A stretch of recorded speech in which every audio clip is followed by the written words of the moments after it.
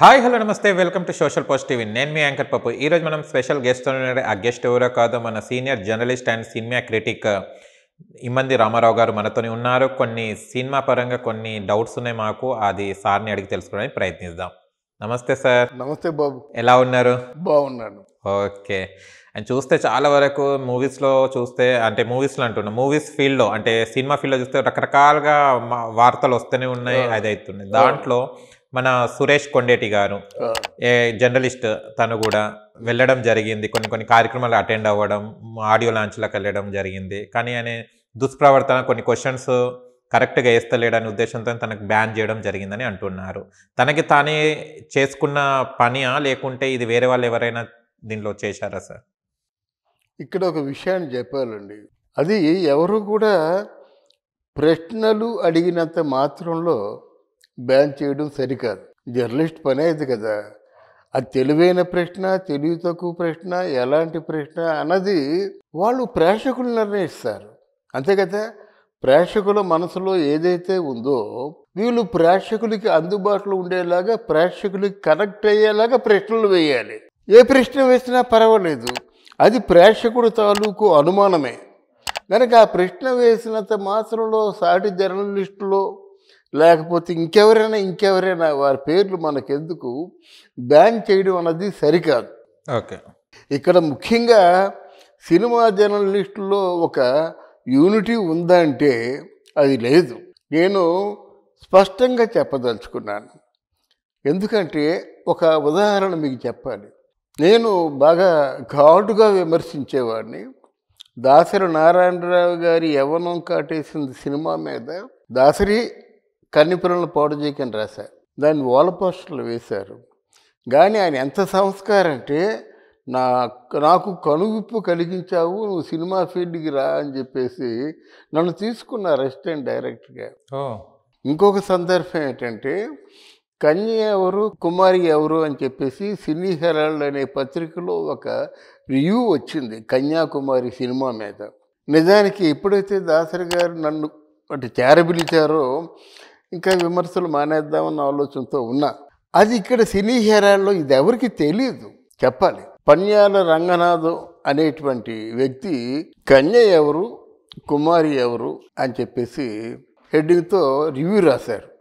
రాస్తే నేనేం చేశాను, ప్రసాద్ స్టూడియోలో దాసరి నారాయణరావు గారు జీవితమే ఒక నాటకం అనే సినిమాని చేస్తున్నారు. నేను కొంచెం హుషారుగా ఉండేవని వెళ్ళానమాట. వెళ్ళి నవ్వుతూ నమస్కారం పెట్టాను. ఇలా కళ్ళు ఉరిమి చూశారు. షార్ట్ అవుతుంది, అయిపోయిన తర్వాత, ఏమయ్యా నీకు కన్య ఎవరో కుమార్ ఎవరో తెలీదా, తెలియకంటే రివ్యూ రాసేస్తావా? No news from Dasari Narayanarao here after, quit out, get out from here అన్నాడు అన్నమాట. అప్పుడు ఉన్న పత్రికలు కూడా తక్కువ, సినీ హెరాలు అని సరే ఉండే పత్రికలు. వెళ్ళిపోయా, చెప్పాను నేను రాసుంటే మీకు ఎక్స్ప్లెనేషన్ ఇచ్చేవాడిని అండి. అది నేను రాయలేదు తెలుసయ్యా, నువ్వు రాయకపోతే ఎవరు రాశారు అని చెప్పేసి వెళ్ళిపోయాం. ఆ వార్త ఎలాగ తెలుస్తుందో ఏమో, వెంటనే కాగడా శర్మ గారు ఒక పత్రికా విలేకరిని పట్టుకొని గెట్అవుట్ అన్న దాసరి అహంకారమా అని ఆయన పెద్ద ఎడిటోరియల్ రాశాడు. దాంతో సినీ హెరాల్డ్లో ఏమైందంటే, మా విలేకరిని ఇంత అవమానం చేశాడు, ఇక ముందు దాసరి నారాయణరావు గారు తాలూకు సినిమాలకి పబ్లిసిటీ లేదు అన్నారు. ఎంత యూనిటీ ఉండేది చూడండి. తర్వాత నాగేశ్వరరావు గారు వీరిద్దరిని కలిపారు, దాసరి నారాయణరావు గారిని ఠాగూర్ ప్రసాద్ గారిని. ఇంత యూనిటీగా ఉండేదన్నమాట. ఎవరికైనా అప్పుడు అంత పేరు మోసిన జర్నలిస్ట్ని కాదు, సినీ హెరాల్డ్లో పనిచేస్తున్న జర్నలిస్ట్ని. అలాంటిది ఇక్కడ యూనిటీ ఎక్కడుందండి?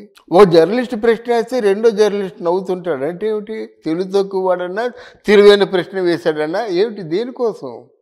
ఒక డిగ్నిటీ లేదు, ఒక యూనిటీ లేదు. తర్వాత కేవలం వెళ్ళడం, వాళ్ళు ఏదో ప్రైజ్ చేయడం, ప్రైజ్ చేస్తాం, బాగుంటే ప్రైజ్ చేస్తాం, బాగలేకపోతే ఏం చేస్తాం? ఏం చేయలేం కదా.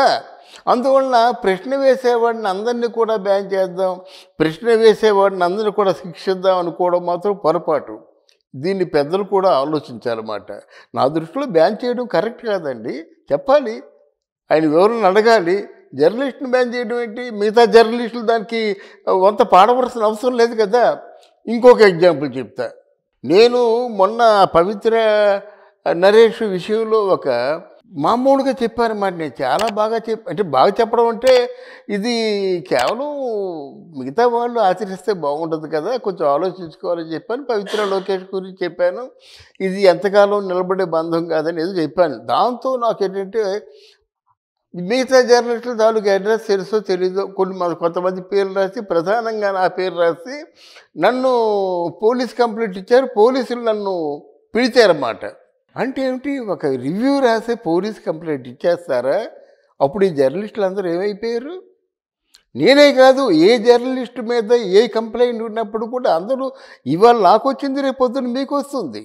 దానికి వివరణ అడగాలి. కానీ మీరు ఆ సీట్లో కూర్చోవాలి. కానీ ఆయన ఎవరినో తీసి పారేశారంటే రేపు మిమ్మల్ని తీసి పారేస్తారు, రేపు మిమ్మల్ని బ్యాన్ చేస్తారు. అది కొంచెం ఆలోచించుకోమని నేను కోరుతున్నాను అన్నమాట. కనుక ఒకటి స్వయంకృతాపరాధమా అంటే ఎవరు కావాలని తన తాలూకు ఆ ఇమేజ్ని చెడగొట్టుకోరండి. సురేష్ కొండేటికి ఒక ఇమేజ్ ఉంది. ఏమిటంటే గత 10 ఏళ్లగా సంతోషం అనే అవార్డుల ఫంక్షన్ని అంటే లక్షలాది రూపాయలతో అంటే నిర్వహించగల సత్తా ఉన్నటువంటి ఒక జర్నలిస్టు, మిగతా వరకు అది లేదు కదా. అట్లాంటి వాడిని ఏదో కూరలో కరివేపాకులాగా తీసి పారేద్దాం అనుకోవడం మాత్రం సబబు కాదు, అది మంచి కాదు. అది ఇవర సురేష్ కొండేటికి అవుతే రేపు పొద్దున ఇంకెవరో ప్రశ్నలు అడగొచ్చు మాట. మరి అప్పుడు మద్రాసులో ఉన్నప్పుడు ఎక్కువ సుభాషిణి థియేటర్ దగ్గర ప్రివ్యూలు జరుగుతుండే, ఆర్టిస్టులు వస్తుండేవారు, అడ్డగోలు ప్రశ్నలు వేసేవారు. కాగడ శర్మ తెలుసు కదా, మోహన్ కుమార్ తెలుసు కదా, వీళ్ళందరూ ఆర్టిస్టులని ఏదో వంకరలు తిరుగుతూ ప్రశ్నిస్తారు. మోహన్ కుమార్ కృష్ణ అంటాడు, కాడశర్మ కృష్ణ అంటాడు, ఉనుకుపోతుండేవారు మాట ఆర్టిస్టులు.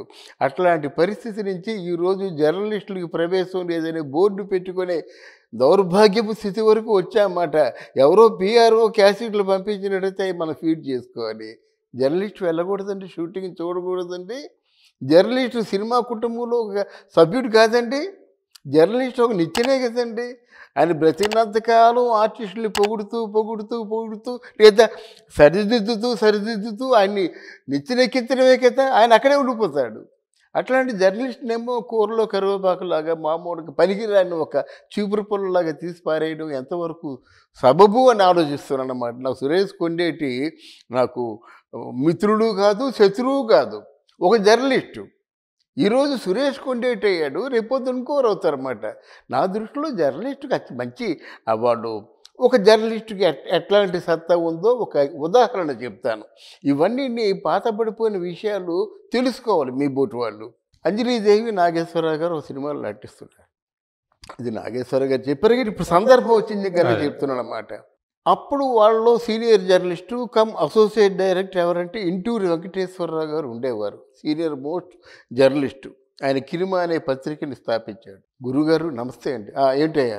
అప్పుడు ఏంటయ్యే చూడండి, అక్కడ అంజలిదేవి గారి పేరు ముందు వేశారు మీరు, తర్వాత ఏమో నా పేరు వేశారు, నా అభిమానులు అందరూ ఏమనుకుంటారండి అన్నట.